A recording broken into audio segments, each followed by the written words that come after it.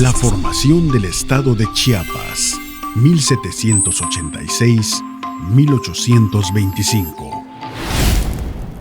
Puertos en Centroamérica en realidad nunca prosperaron totalmente, digamos, porque yo recuerdo cuando las propuestas en las Cortes de Cádiz, Nicaragua apoya a la creación de este canal interoceánico por Tehuantepec, y yo creo que finalmente Guatemala también esperaba poder tener un acceso más cercano a este nuevo canal, ¿no? Sí. Tener una salida, porque coincidirás conmigo en que realmente el problema de comunicación es un problema que se da en todo Centroamérica, es un problema que todos los actuales países centroamericanos pues comparten un poco con Chiapas, ¿no?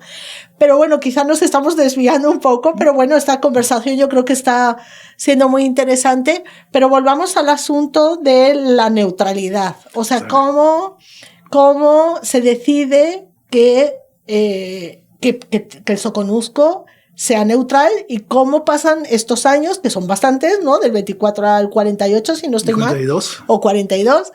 ¿Cómo se permite esta neutralidad? ¿Qué pasa para que este periodo, el Soconusco, logre mantenerse en este cariz, digamos, legal, ¿no? Sí. Es decir, tenemos que ubicarnos en el tiempo. Entonces, 1824, Soconusco decide, bueno, yo me voy de regreso a Centroamérica. Y entonces México obviamente no aceptaba esta opción porque había un principio jurídico del derecho de gente que significa que rezaba lo secundario sigue a lo principal.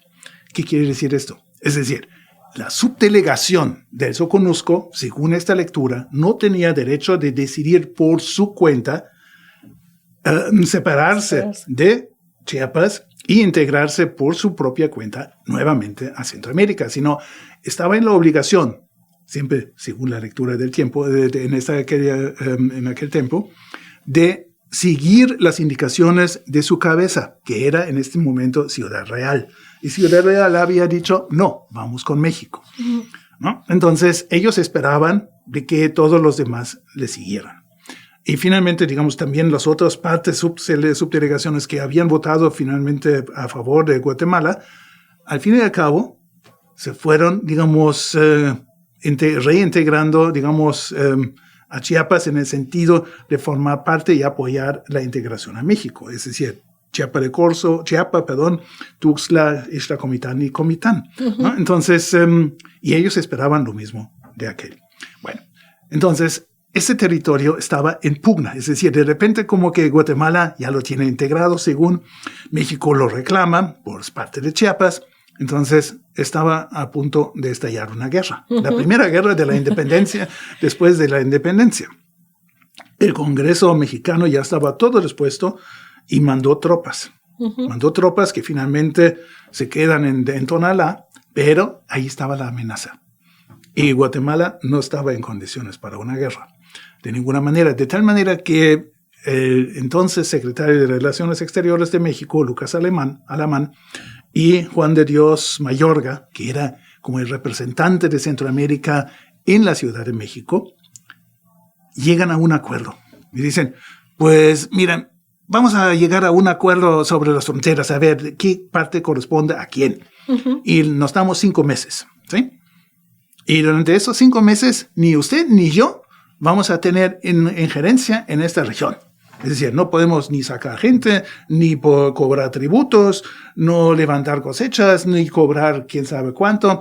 Y todas las autoridades superiores a los presidentes municipales o alcaldes primeros se retiran. No hay jueces, no hay cobradores del fisco, no hay nada. En realidad.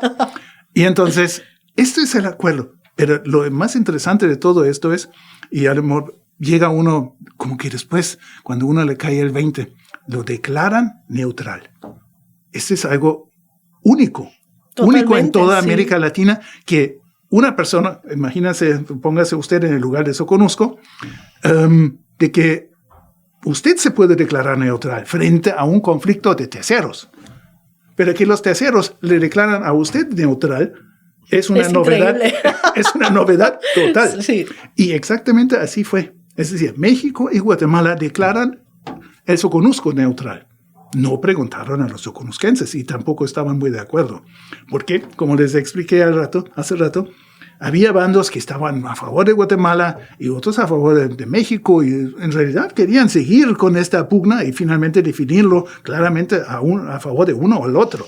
Bueno, y aparte que no creo que estuvieran muy de acuerdo con los últimos gobiernos de subdelegados que habían tenido, porque muchos de ellos habían pues sacado el dinero de las cajas de comunidad, se habían llevado todo, o sea, habían tenido una experiencia realmente poco grata con las personas que habían estado gobernando ese territorio. Entonces, bueno, creo yo que también de alguna manera justifica, ¿no? Sí. El que los ayuntamientos dijeran, ay, ya no queremos a nadie que nos gobierne, ¿no? Pero bueno, no fue, como dije, no fue la decisión de ellos. Ellos en realidad todo el tiempo que fueron declarados neutrales, no estaban de acuerdo en ser neutrales, sino buscaron activamente llegar con uno o con el otro bando, ¿no? Pero imagínense, ¿no? Ahorita, y esa es la experiencia creo que más interesante de toda esta época, y es única en toda América Latina, que había una región donde realmente no había mayores autoridades que el alcalde primero de un pueblo, con sus alcaldes segundo, con los regidores, y esto repartido en 14 pequeños pueblitos. Pequeños pueblos porque pues ninguno llegaba ni a 2,000 personas. Los más mayores eran Escuintla, Tapachula y Tuxtlachico, ¿no? Ahí se concentraba la mayor parte de la población que alcanzaba tal vez 14,000 personas en total. Sí. ¿No? Bueno, entonces esta experiencia es lo que a mí me llamó mucho la atención para saber, para averiguar cómo lo hicieron. Y realmente fue una lectura o digamos, ¿cómo le llamarían? ¿Experiencia? Una experiencia realmente sorprendente, porque lo que yo me di cuenta es que a pesar de que apenas habían en realidad entrado en la época republicana, que no tenían más que tal vez 15 años con cabildos funcionando, es decir, con un gobierno local, constitucionales, sí. ¿no? Lograron de hacer elecciones anuales, de cambiar los alcaldes. Había caciques igual, Silverio Escobar, Ignacio Avaloy, eran nombres que sonaban en esta época y que como que volvieron, ¿no? Así una y otra vez. Pero también había otros. Y en realidad en los 3 principales pueblos se nota de que ellos sí practicaban lo que hoy podemos llamar las tradiciones republicanas, ¿no? Y entonces esto para mí fue algo realmente sorprendente porque en muchos otros pueblos no funcionaba así. Es decir, tenemos un pueblo que no tiene juez. ¿Quién dicta las sentencias? ¿O quién atiende a las quejas jurídicas? Bueno, el alcalde primero, ¿no? El alcalde primero, pero no eran letrados. No. No tenían experiencia, no eran abogados. Entonces, ¿cómo hicieron esto? Pues lo lograron. Digamos, algunos casos muy mal resueltos, otros simplemente los resolvieron expulsando por no saber qué hacer porque tampoco había cárceles. Entonces, ¿qué hago si yo condeno a fulano a 2 años de cárcel si no hay cárcel? Entonces, mejor lo exporto o lo expulso a Centroamérica. Lo destierro. Exacto, el clásico antiguo destierro, ¿no? Y bueno, pero tampoco había recaudación de impuestos. ¿De qué vivimos? Ok, entonces empiezan a organizar los puentes, por ejemplo, que comunicaban sobre ciertos ríos hacia Centroamérica, los puentes. Vamos a pedir contribución por el cruce del río, ¿no? Y así, como que con cosas muy pequeñas, fueran, digamos, financiando una vida muy precaria. Es decir, todos estos años de la neutralidad fueron sumamente precarias. Entonces, pero lo lograron. A pesar de muchos otros detalles que también se pueden mencionar, ¿no? Pero, en el fondo, siguieron, y este es otro factor muy importante, aunque había estas prácticas, la orientación política de cada uno de los principales pueblos, Escuintla, Tuxtlachico y Tapachula, eran distintas. Tapachula era muy a favor de regresar a Centroamérica. Mientras Tuxtlachico, que estaba pegadito al nuevo límite, y Escuintla estaban Querían muy a México. favor de integrarse a México. Entonces, había una división que partía todo el Soconusco, no visiblemente, obviamente, pero toda la población del Soconusco estaba como de uno o del otro bando. Había pocos que estaban realmente en una actitud, se podría decir, neutral, ¿no? Todos tenían ya un anhelo de adherirse a uno o a la otra parte, ¿no?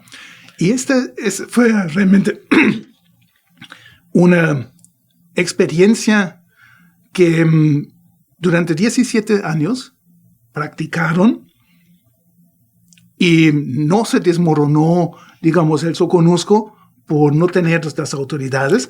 Es decir, realmente es una experiencia que para los que están, digamos, favoreciendo el pueblo al poder, de poder directo,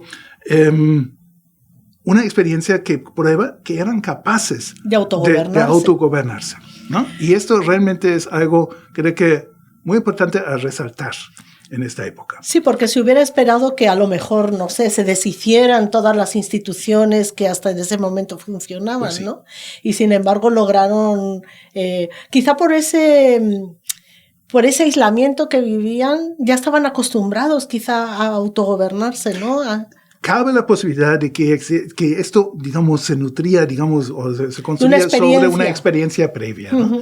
Pero había factores ahí que hablan muy bien, digamos, de los soconusquenses, aunque todos los mexicanos, autores de la época, hablaban muy mal de ellos porque eran simplemente una cuna de lobos que recibían a criminales, que protegían a no sé quiénes, provocaban disturbios políticos en México e igual en Guatemala porque recibían a los asilados y así, ¿no? Bueno, eso es interesante porque, pues, un poco viendo desde hoy en día, ¿no? Muchas veces escuchamos, no, es que el Soconusco se está volviendo un lugar imposible por la cantidad de migrantes que actualmente están en la ciudad de Tapachula, y la migración siempre ha sido, o sea, siempre ha sido un lugar de paso, migrantes, etcétera. No tanto en las cantidades, obviamente, de hoy, pero Tuxtla Chico, por ejemplo, pegadito a la frontera, era el lugar que recibía muchos de los refugiados políticos de Centroamérica y cambiaban con cierta frecuencia los regímenes entre conservadores, liberales y liberal-conservadores y conservadores y liberales, ¿no? Entonces, cada vez que había cambio, la gente que ya habían huido regresaban y los que ya no estaban favorecidos por el régimen huían, se encontraban en la frontera, ¿no? Cruzando la línea. Porque la línea, y eso es importante, ahorita ya no era simplemente una línea administrativa, sino era una frontera que protegía. Es decir, estabas en otro país. Sí, claro, otras leyes. ¿No? Y entonces esto permitía de que realmente podías buscar un asilo, pero en cercanía a tu patria, ¿no? Y entonces, y eso es algo sumamente fascinante porque específicamente, bueno, Guatemala reclamó durante años la presencia de los asilados, que los que huyeron, los conservadores o liberales, según la época, que se refugiaron en el Soconusco, siempre se quedaban cerca de la frontera y buscaban regresar, y muchos de ellos con las armas en la mano. Bueno, entre ellos estaba Manuel José de Arce, sí, expresidente de Centroamérica. Y entonces esto desata toda una crisis grave sobre la presencia de los asilados. Y se desarrolla una discusión que realmente es algo sorprendente. No sé si esta es la palabra más adecuada para esto, pero una discusión que permite en 1831, 32, ver los argumentos principales de la legislación de asilo internacional, es decir, del derecho de gente internacional. Ellos, por ejemplo, Tuxtla Chico defiende totalmente la llegada y el derecho de cada una persona de desplazarse para ponerse a salvo y la obligación moral de un pueblo como Tuxtla Chico de recibirlos independientemente de su credo político y darles protección. Wow. Tapachula, por ejemplo, decía, para nada, esta gente son un factor de crisis. Ellos son disturbios, es gente mala que solo quiere, digamos, revolver la cuestión política en Centroamérica. Entonces, no hay que recibirlos, hay que expulsarlos. Y Escuintla, como en un paso intermedio, por ciertos intereses particulares del jefe del alcalde primero y del sacerdote en esa región, hace así como una política intermedia y dice, no, estos los conservadores que vengan.